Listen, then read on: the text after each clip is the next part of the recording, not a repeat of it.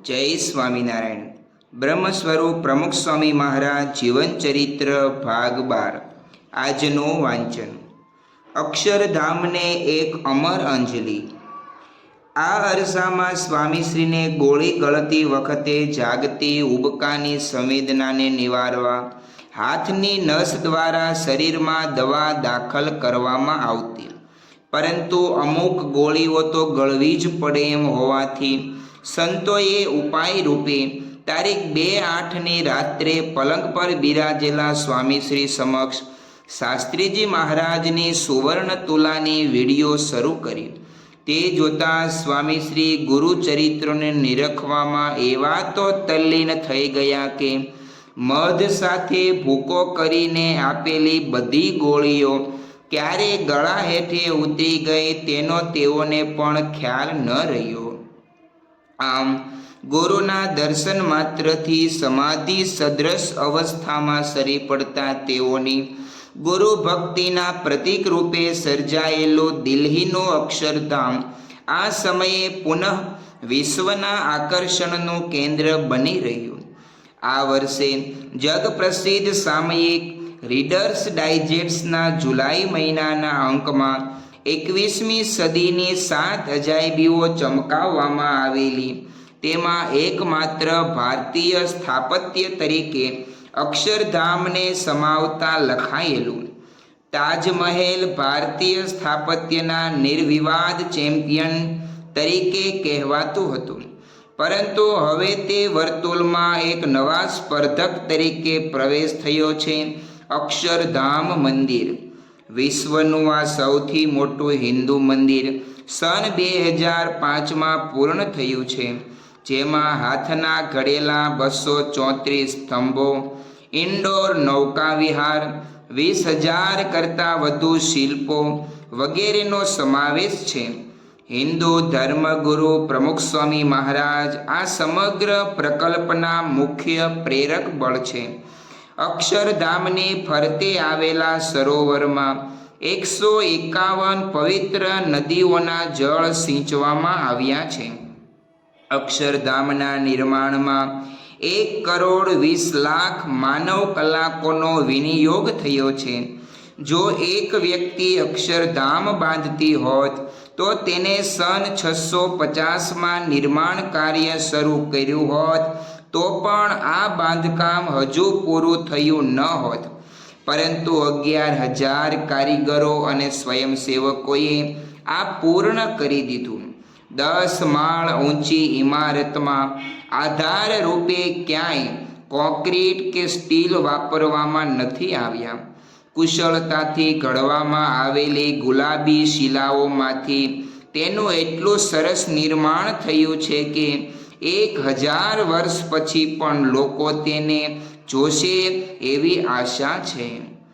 આ અભિલેખ દ્વારા સ્વામીશ્રી અને અક્ષરધામને વધુ એક અમર અંજલિ અપાઈ ગઈ.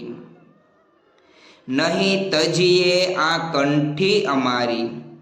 તારીખ 3/8ની રાત્રે સ્વામીશ્રી આરામમાં પધાર્યા ત્યારે બત્તીઓ બુઝાઈ. આ સમયે સ્વાસ્થ્યના સતત પરીક્ષણ માટે 2 દાક્તરો શયનકક્ષમાં હાજર હતા. તેઓ સ્વામીશ્રીના ઢોલિયાથી દૂર ખુરશીમાં બેસી તબિયત સંબંધી કંઈક વાતચીત ધીમા સાદે કરી રહેલા. એ સાંભળી સ્વામીશ્રીએ પલંગની બાજુમાં બેઠેલા એક અંતેવાસીને પૂછ્યું, રૂમમાં બીજું કોણ છે? 2 ડૉક્ટરો છે. તેઓ બહાર જઈ વાતો કરે તો ચાલે, અહીં જ કરવી પડે એવી વાતો છે? સ્વામીશ્રી બોલ્યા. તેઓ પોતાના અભિપ્રાયને રુજુતાથી રજૂ કરતા. વાણી અને વર્તણૂકની આ કોમળતા સાથે હાલ વિશ્રામ લીલા ગ્રહણ કરી પોઢેલા સ્વામીશ્રીએ તારીખ 4/8ના રોજ છાતીમાં મૂંઝારો અનુભવાતો હોવાની વાત ઉચ્ચારી એટલે તાબડતોડ ECG લેવામાં આવ્યો. તે બરાબર આવવા છતાં તકેદારીના પગલાં રૂપે છાતીનો એક્સરે લેવાનું પણ આયોજન થયું. તે પ્રક્રિયા માટે અત્રે આવેલા એક ડૉક્ટરે એક્સરેની અનુકૂળતા માટે કંઠી કાઢવાનું સૂચન કર્યું. પરંતુ આ બાબતે સ્વામીશ્રીએ સ્પષ્ટ ના કહી દેતા અન્ય ઉપાય તરીકે કંઠી હાથમાં રાખવા સ્વામીશ્રીને વિનંતી કરવામાં આવી.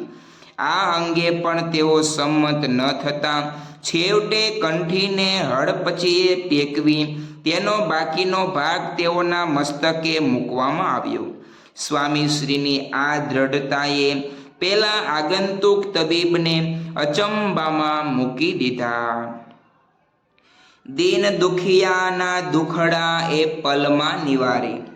માંદગીના કારણે સ્વામીશ્રીની નિંદ્રાનો લય ખોરવાયો હોવાથી તેઓ સવારે 9 વાગ્યે નિત્યક્રમથી પરવારતા. એ પછી તેઓના ઓરડામાં જ ઠાકોરજી લાવવામાં આવતા. તેઓના પ્રેમપૂર્વક દર્શન કરી સ્વામીશ્રી રાજી થતા.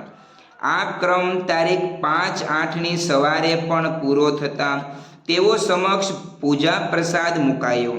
તેમાં રહેલી સૂકી દ્રાક્ષ જમવા સેવકે આગ્રહ કર્યો ત્યારે સ્વામીશ્રીએ ઈશારા દ્વારા હાથ ધોવાની રુચિ દર્શાવી. બીમારીમાં પણ શુદ્ધિ જાળવવાના આ આગ્રહ સાથે તેઓએ આજની રાત્રે સંસ્થાના એક નૂતન વિડીયો પ્રકાશનનું ઉદ્ઘાટન શયન કક્ષમાં જ કર્યું. ભગવાન સ્વામિનારાયણના જીવનલક્ષી એનિમેશન વિડીયો શ્રેણીના આ પ્રથમ ભાગનું વિમોચન કરતા સ્વામીશ્રીએ શ્રીજી મહારાજને જ પ્રાર્થના ઉચ્ચારી કે જે કોઈ જુએ ત્યાં સત્સંગ કરાવજો, બધા સત્સંગી થાય. આમ સંસ્થાના પ્રત્યેક પ્રકલ્પ કે પ્રકાશનની પાર્શ્વભૂમિમાં કલ્યાણ ભાવનાને જ મુખ્ય રાખનારા તેઓ આ સમયે ભોજન પ્રત્યે અત્યંત અરુચિ દાખવતા હતા.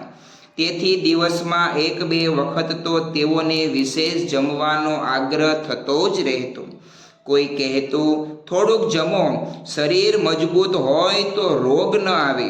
તો કોઈ જણાવતું દવાની જેમ ખાઓ, જો નહીં ખાઈએ તો ભૂખ ઉઘડવાની જ નથી, માટે અડધી ચમચી તો અડધી ચમચી પણ અંગીકાર કરો.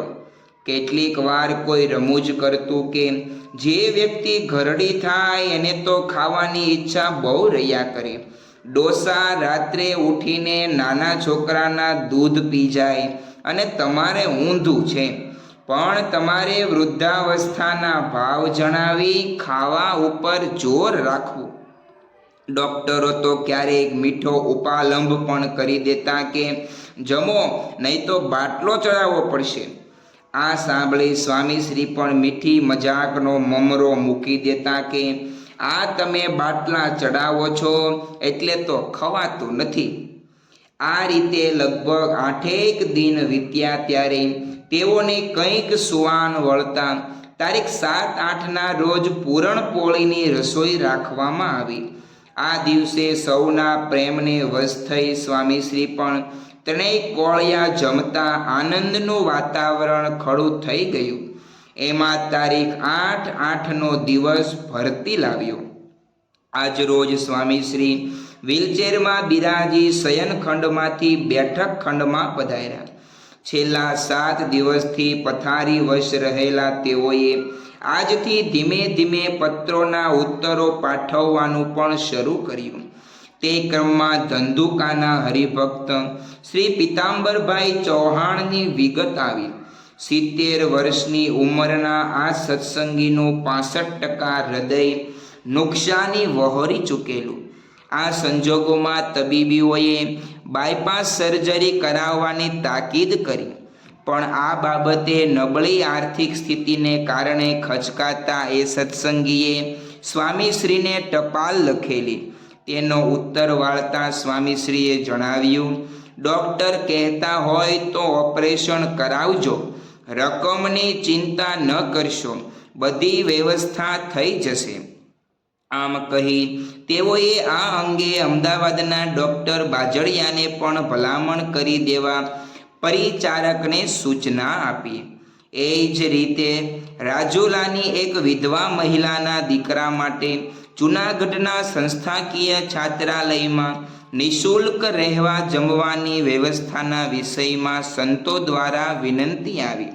તે તો સ્વામીશ્રીએ માન્ય કરી જ, પણ તેઓએ વધુમાં પૂછ્યું, કોલેજની ફીની શું વ્યવસ્થા કરી છે? સેવા અને સહાયના વિષયમાં તો સ્વામીશ્રીના વિચાર જરૂરિયાતમંદ કરતાં પણ એક ડગલું આગળ ચાલતા. આ રીતે તેઓની મદદનો મહાનદ પૂરપાટ વહેતો રહેતો. નથી એને તો દુષ્કર કાંઈ. આ અરસામાં ધીરે ધીરે થાળે પડી રહેલું સ્વામીશ્રીનું સ્વાસ્થ્ય પ્રતિદિન સમગ્ર સત્સંગમાં ખુશાલીનો માહોલ પ્રગટાવતું હતું. તેની વચ્ચે તારીખ 8/8ની સાંજે સ્વામીશ્રી જ્યારે શયન કક્ષમાંથી બેઠક ખંડમાં પ્રવેશ્યા ત્યારે શ્રાવણ મહિનાની વાદળીઓથી ગગન ઘુમ્મટ ઘટાઘોપ હતો. તેથી છવાયેલો ગાઢ અંધકારમાં મુંબઈની બહુમાળી ઇમારતોમાં ઝબકી ઉઠેલા વીજ દીપકો અધિક ચિત્તાકર્ષક ભાસતા હતા. તે જોઈ સ્વામીશ્રી ગમ્મતમાં બોલી ઉઠ્યા, દીવા થયા, આપણે સાજા થયા, એના દીવા થયા. તેઓના આ ઉદ્ગાર સૌના દિલમાં પણ દીવા પ્રગટાવી ગયો.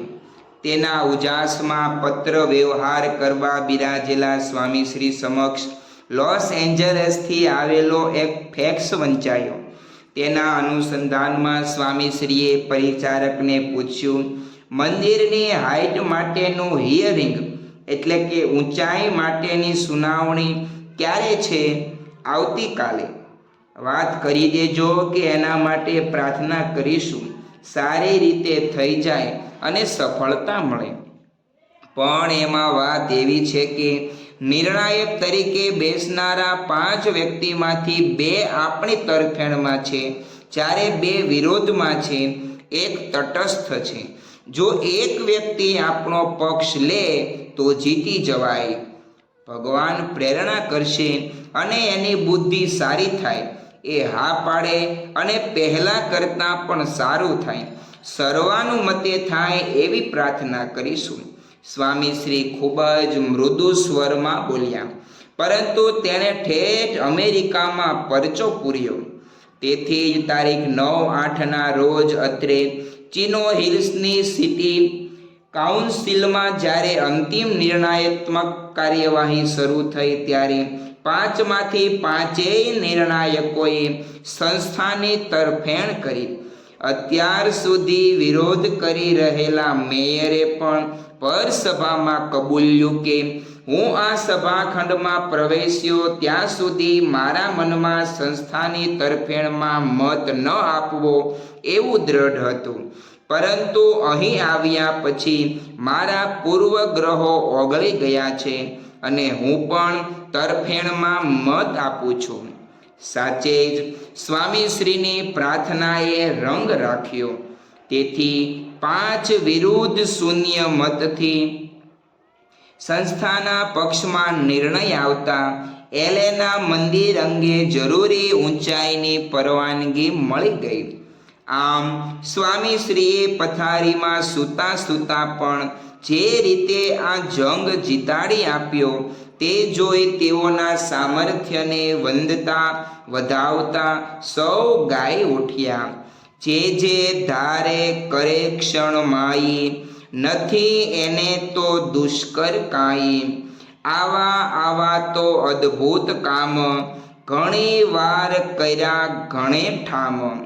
પરંતુ આવો અહોભાવ જ્યારે અમેરિકાથી આવેલા ફોનમાં અગ્રણી કાર્યકર શ્રી કનુભાઈ, રોનકભાઈ વગેરેએ વ્યક્ત કર્યો ત્યારે સ્વામીશ્રીએ કહ્યું, મહારાજ, સ્વામી, શાસ્ત્રીજી મહારાજ અને યોગીજી મહારાજની કૃપા તેમજ આશીર્વાદ તથા તમારા બધાનો પ્રયત્ન હતો તો કામ થયું છે. શ્રી સ્વામિનારાયણ ભગવાનની જય. આગળનું વાંચન આવતીકાલે કરીશું. ત્યાં સુધી સર્વે હરિભક્તોને જય સ્વામિનારાયણ.